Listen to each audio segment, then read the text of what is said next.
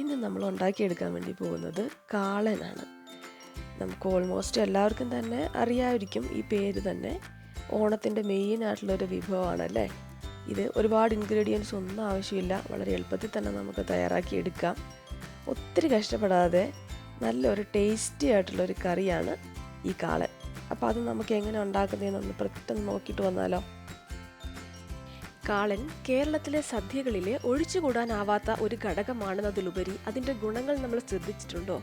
ഇത് ദഹനം, രോഗപ്രതിരോധ ശേഷി എന്നിവ വർദ്ധിപ്പിക്കും. വയറ് സംബന്ധമായ പല രോഗങ്ങളും അകറ്റുകയും വയറ് വൃത്തിയാക്കാൻ സഹായിക്കുകയും ചെയ്യും. ശരീരത്തിലെ കെമിക്കൽ ബാലൻസ് നിലനിർത്താനും ഇത് വളരെ സഹായകമാണ്. I just wanted to give a short idea about Kalan for non-Malayalis. Kalan is a yogurt-based curry that features vegetables cooked in a flavored sauce. വാഴയ്ക്ക, ചേന, തേങ്ങ, തൈര്, കുരുമുളക്, ഉപ്പ്, മഞ്ഞൾപ്പൊടി, മുളക് പൊടി, പച്ചമുളക്, കരിവേപ്പില, ജീരകം, നെയ്യ് അല്ലെങ്കിൽ എണ്ണ, കടുക്, ഉലുവ, ചുവന്ന ഉണക്കമുളക് ഇവയാണ് ഇൻഗ്രീഡിയൻസ്.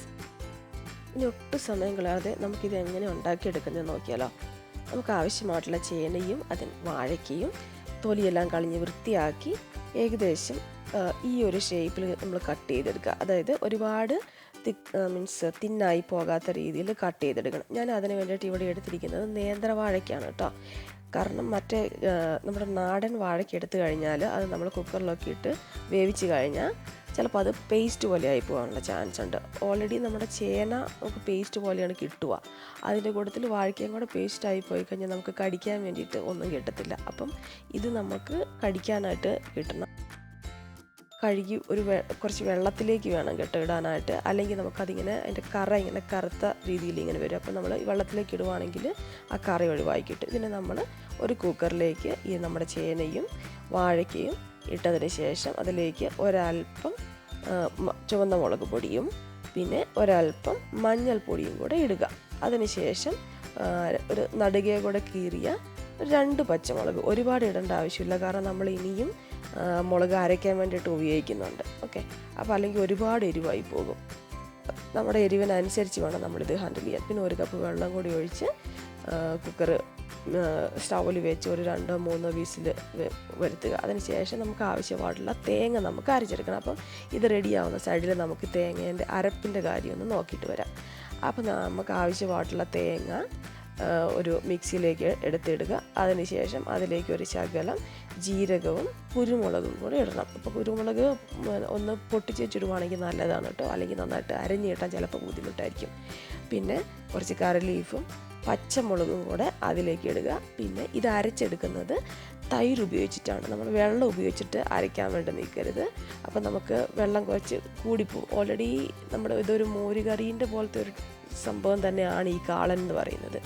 അപ്പം അതിലേക്ക് മോരുകറി നമ്മൾ അധികം വെള്ളം ഒഴിക്കത്തില്ല. അതുപോലെ തന്നെ കാളനെ നമ്മൾ അധികം വെള്ളം ഒഴിക്കാണ്ട് വേണം ഉപയോഗിക്കാൻ. ഓക്കെ, അതിനുശേഷം ഈ തൈര് ഒഴിച്ചതിലേക്ക് കുറച്ച് മഞ്ഞൾപ്പൊടിയും നമുക്ക് ആവശ്യമായിട്ടുള്ള ഉപ്പ് നമുക്ക് പിന്നീടാണെങ്കിൽ ആഡ് ചെയ്യാം.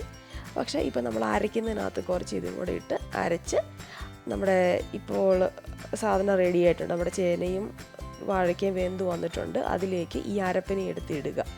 അതിനുശേഷം നന്നായിട്ടൊന്ന് മിക്സ് ചെയ്തെടുക്കുക. ഇത് മിക്സ് ചെയ്യണോ നിർബന്ധമുണ്ടോ എന്ന് ചോദിച്ചാൽ, ഇപ്പം കുക്കറിൻ്റെ അടി ഇത് വെന്തല്ലേ, അപ്പോൾ അതിനടിയിൽ എന്തോരം വെള്ളമുണ്ട് അതൊക്കെ ഒന്ന് അറിയാനും ഒക്കെ വേണ്ടിയിട്ടാണ്. അപ്പോൾ എക്സ്ട്രാ വാട്ടർ സിമ്മിലിട്ടിട്ട് തന്നെ കുറച്ച് നേരം വേവിക്കുക. ആ തേങ്ങേൻ്റെ പച്ച ആ ഒരു ഇതും ഒക്കെ പോകാനായിട്ടാണ്.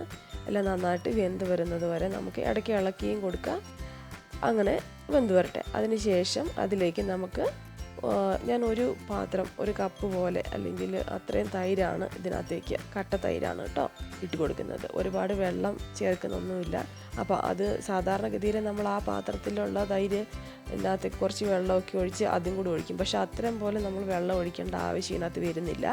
വേണമെങ്കിൽ നമ്മൾ വല്ല സ്പൂണോ കയ്യോ വെച്ചിട്ട് വടിച്ചിടുക എന്നല്ലാതെ വെള്ളം ഒഴിച്ച് കഴുകി അതിനകത്തേക്ക് ഇടരുത് കേട്ടോ.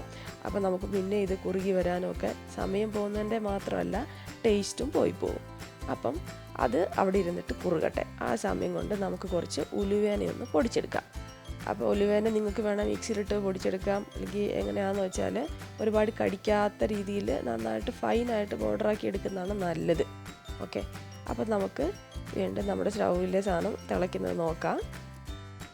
ഇനി നമ്മൾ ചെയ്യാൻ വേണ്ടി പോകുന്നത് കുറച്ച് ഉലുവ നമ്മൾ പൊടിച്ച് വെച്ചിട്ടുണ്ടല്ലേ, ആ ഉലുവ അതിൻ്റെ പൊടി എടുത്തിട്ട് ഇതിൻ്റെ മേലേക്ക് അങ്ങ് ഇട്ട് കൊടുക്കണം. പിന്നെ ഒരു കാര്യം, കുറുകണമെന്ന് പറഞ്ഞാൽ നിങ്ങൾ തീരെ അങ്ങ് കുറുക്കി കളയരുത്, കാരണം ഇത് ഇരുന്ന് തന്നെ കട്ടയായിട്ട് വരും. കാരണം നമ്മുടെ ചേനയും ഇതൊക്കെ കുറച്ച് തിക്കാവുന്ന സാധനങ്ങളാണല്ലോ. അപ്പം ഒരുപാടങ്ങ് തീരെ അങ്ങ് കുറുക്കി കളയല്ലോ കേട്ടോ. പിന്നെ നമുക്ക് എന്താണ് തോരൻ്റെ അല്ലെങ്കിൽ പുഴുക്കിൻ്റെ ഇപ്പോൾ മോഡലായി പോവും അവസാനം വരുമ്പോഴത്തേക്ക്, വൈകുന്നേരമൊക്കെ ആകുമ്പോഴത്തേക്ക്. അപ്പോൾ ഇനി നമ്മൾ താളിക്കാൻ വേണ്ടി പോവാണ്. താളിക്കാൻ വേണ്ടിയിട്ട് നമ്മൾ ഇപ്പം ഞാനിവിടെ എണ്ണയാണ് കേട്ടോ എടുത്തത്. ഇനി നമുക്ക് നെയ്യ് എടുക്കാം. നെയ്യ് എടുക്കുവാണെങ്കിൽ കുറച്ചും കൂടെ ഒരു ഫ്ലേവർ കിട്ടും.